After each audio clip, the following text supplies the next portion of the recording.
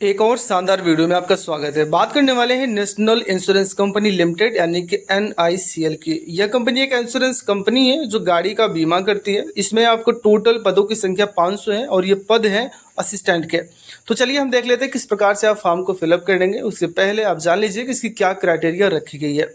तो यहाँ पर आप देखिए ज़रा कि किस स्टेट में कौन सी लैंग्वेज चलती है, क्योंकि उस स्टेट में जिस फॉर्म भर रहे हैं उस स्टेट की लैंग्वेज आपको जरूर आनी चाहिए। जैसे यहाँ पर दिया गया है, अगर आप आंध्र प्रदेश से फॉर्म भरते हैं तो आपको तेलुगु आना चाहिए। तो इसी प्रकार से सभी स्टेट हैं उनके सामने उनका लैंग्वेज दिया गया और कितनी पोस्टें हैं वो सारी चीज़ें आपको दे दी गई हैं।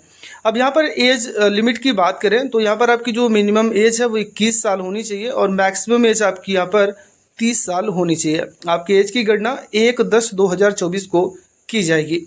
एज का रिलैक्सेशन आपको यहाँ पर दिया गया है क्रमवाइज, तो देख सकते हैं।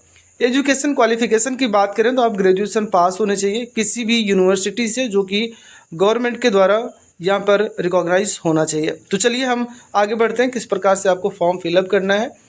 ये है इसकी ऑफिशियल वेबसाइट जिसका लिंक हम आपको वीडियो के डिस्क्रिप्शन में दे रहे हैं। वहाँ पे आप क्लिक करेंगे तो डायरेक्टली आप यहाँ आ जाएंगे। अब यहाँ पर ऊपर रिक्रूटमेंट दिखाई दे रहा है, आप इस पर क्लिक कर लीजिए। स्क्रॉल करके नीचे की तरफ आइए तो यहाँ पर आप देखें रिक्रूटमेंट ऑफ 500 असिस्टेंट क्लास 3।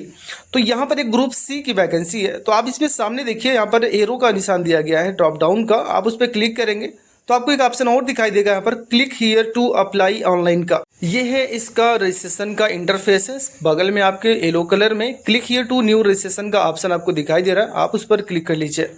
अब आपको यहाँ पर कैंडिडेट का डिटेल देना है। अगर आप अपना फॉर्म खुद फिलअप कर रहे हैं तो आप अपना डिटेल यहाँ पर देंगे, जैसे कि फर्स्ट नेम देंगे, अपने फर्स्ट नाम को कंफर्म करेंगे, मिडिल नाम डालेंगे, मिडिल नेम को कंफर्म करेंगे, लास्ट नेम और कंफर्म करेंगे।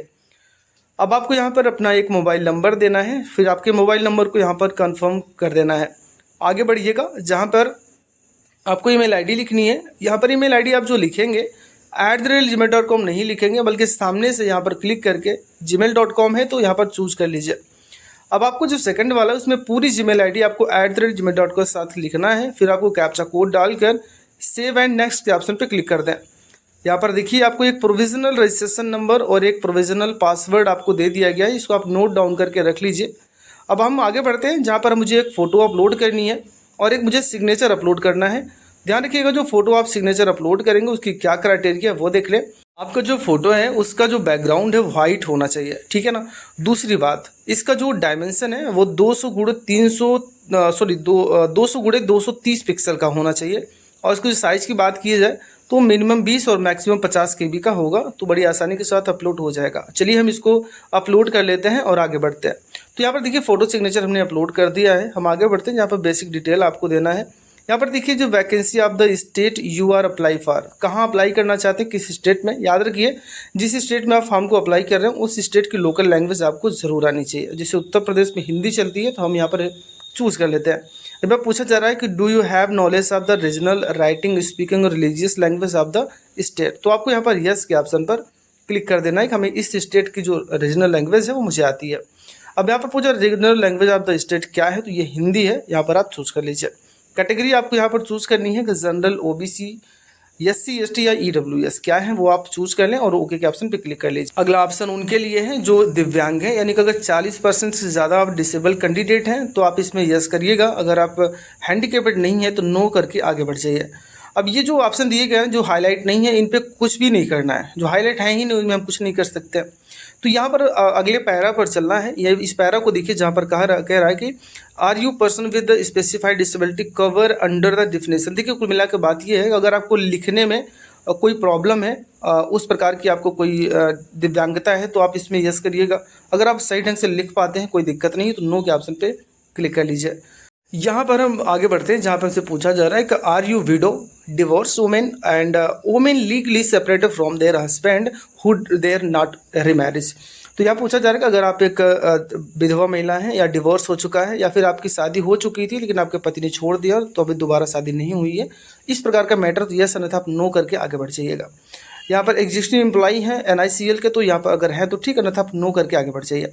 पूछा जा रहा है एक्स सर्विस मैन है तो यस अन्यथा आप नो करेंगे। और यहाँ पूछा are you disable ex serviceman, तो यहाँ पर भी आपको नो के ऑप्शन पे क्लिक करके आगे बढ़ जाना है। अब यहाँ पर देखिए ज़रा आपसे पूछा जा रहा है कि are you dependent of the service skilled in action, तो यहाँ पर भी आपको नो के ऑप्शन पर क्लिक कर देना है। अगर ये जो हम पढ़ के बता रहे हैं आपको, अगर इससे रिलेटेड है तो यस करिएगा, तो आप नो करके आगे बढ़ जाइए।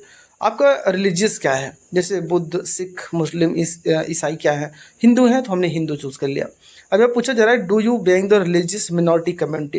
देखिए हिंदू के अलावा जैसे मुस्लिम, सिख, ईसाई कुछ हैं तो यस करिएगा। अगर आप हिंदू हैं तो नो के ऑप्शन पे क्लिक कर लीजिए, ठीक है ना। यहाँ पर हम क्या करते हैं, नो के ऑप्शन पे क्लिक करते हैं, आगे बढ़ जाए। नेशनलिटी आपकी पूछी जा रही है तो नेशनलिटी आप बता दीजिए, आप इंडियन हैं, इंडियन चूज़ कर लें। उसके बाद आपका जो एग्ज़ाम सेंटर, देखिए फेज फर्स्ट के लिए आप एग्ज़ाम सेंटर का स्टेट पहले चूज़ करेंगे, किस स्टेट में एग्ज़ाम देना चाहते हैं फर्स्ट फेज के लिए। अब यहाँ पर लिस्ट में से आप चूज़ कर लीजिए कहाँ पर आप सेंटर लेना चाहते हैं, किस सिटी में। अब देखिए उसके बाद पूछा जा रहा है फेज सेकंड मेन एग्जामिनेशन के लिए आप कौन सा स्टेट चूज़ करेंगे और किस सिटी में आप एग्ज़ाम देंगे फेज सेकंड के लिए, उसको भी यहाँ पर आपको चूज़ कर लेना है। चलिए हम फटाफट से चूज़ कर लेते हैं, फिर आगे बढ़ते हैं। हो गया, चलिए अब आपको यहाँ पर ना डेट ऑफ बर्थ देना है। डेट ऑफ बर्थ अपना चूज़ करेंगे अपने हाई स्कूल मार्कशीट के अनुसार, ठीक है। आधार कार्ड में कुछ अलग है तो लेकिन आपको हाई स्कूल का ही चूज़ करना है। आगे बढ़ते हैं, जहाँ आपको अपना जेंडर चूज़ करना है। फिर आपको यहाँ पर अपना ब्रदर अगर ट्वाइंस है या सिस्टर ट्वाइंस है तो ठीक है, नहीं तो नो पे क्लिक करके आगे बढ़ जाइए।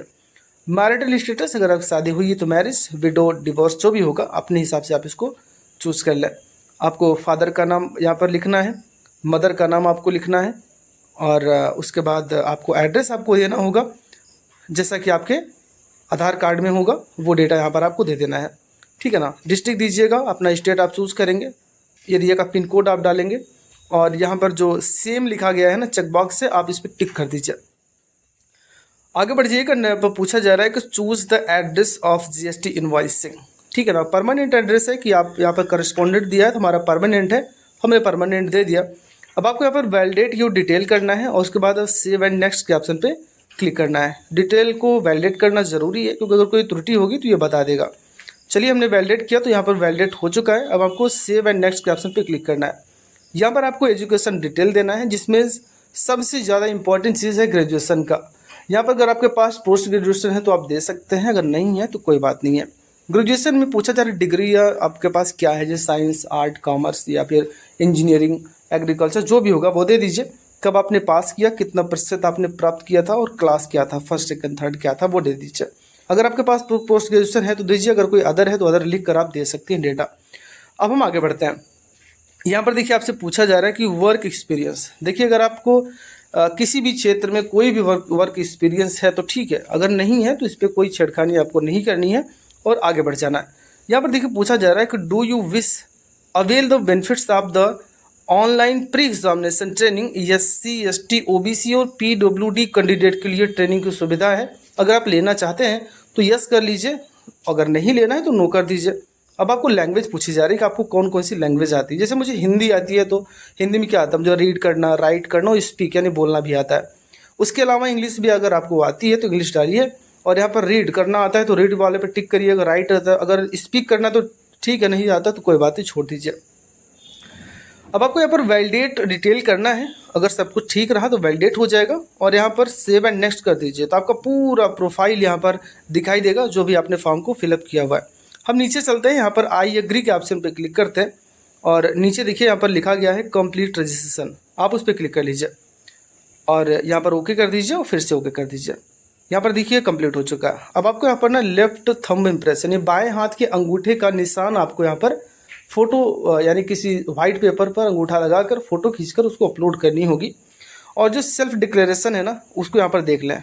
इसको वीडियो को रोक कर एक सादे कागज़ पर अपनी हैंड राइटिंग में ऐसा लिखिएगा, जहाँ पर ये योर नेम है यहाँ पर नाम लिखिएगा और जैसा वैसे उतार दीजिए, ठीक है ना, बिल्कुल कॉपी कर लीजिए। अब हम इसको क्या करते हैं, अपलोड करते हैं। देखिए जो लेफ्ट थंब है ना वो अपलोड करिए। अगर आपको इस प्रकार की प्रॉब्लम आ रही है, जैसे 20 के 20 50 मांगा गया है ना, तो हमारी जो साइज़ थी वो कम है थोड़ी सी, तो रिफ्रेश कर लीजिएगा, दोबारा से अपलोड करेंगे तो अपलोड हो जाएगा। पेज को आपको रिफ्रेश करना है, या 5 प्रेस कर दीजिएगा या फिर रिफ्रेश करके अपलोड कर लीजिएगा। अपलोड हो चुकी है। हम यहाँ पर आगे बढ़ते हैं और मुझे यहाँ पर 850 का पेमेंट करना है। कैप्चा कोड डालकर यहाँ पर देखिए QR लिखा है, क्लिक करिएगा और अपने गूगल फ़ोनपे के जरिए QR कोड पे आप पेमेंट कर दीजिए तो आपका पेमेंट बड़ी आसानी के साथ कंप्लीट हो जाएगा। अब आपका फॉर्म डाउनलोड कर सकते हैं। अगर आपको कोई प्रॉब्लम हो रही किसी प्रकार की तो मुझे कमेंट कर सकते हैं। वीडियो देखने के लिए आपका बहुत बहुत धन्यवाद।